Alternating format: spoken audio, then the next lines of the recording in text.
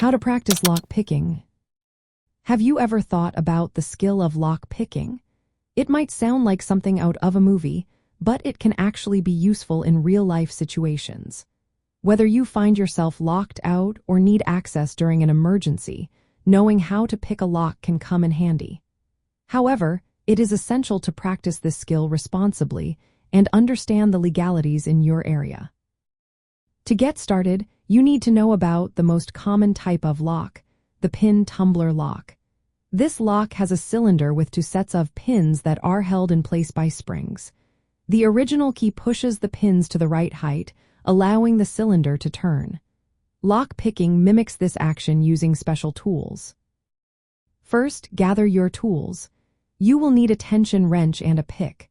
The tension wrench applies pressure to the lock cylinder, while the pick lifts the pins inside. You can find beginner lock picking sets online or at local hardware stores for around $20 to $50.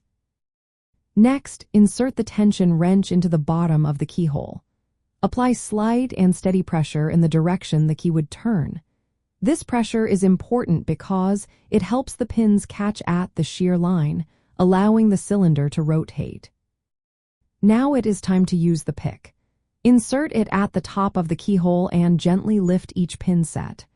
Your goal is to lift the driver pins above the shear line so the plug can rotate.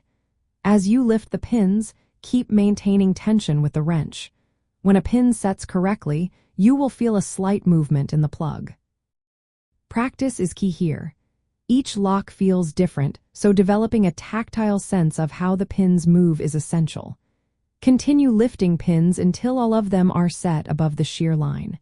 Once all the driver pins are in place, the plug will turn fully and the lock will open.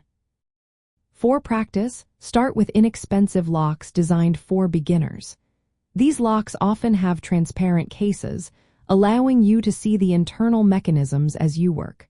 Regular practice will help you develop the fine motor skills needed for this task. You can also learn different techniques, like scrubbing, which involves moving the pick back and forth to set pins quickly. If you want to get creative, you can experiment with improvised tools, but always be cautious about legality and effectiveness. From a survival perspective, lock picking can provide quiet access to resources or safe areas when keys are lost. It can also help prevent damage to property that might occur with forced entry. Remember to practice ethically and legally. In summary, practicing lock picking involves understanding how pin tumbler locks work, using the tension wrench and pick correctly, developing a feel for the lock's movements, and consistent hands-on practice. This skill can be a helpful part of emergency preparedness and home security awareness.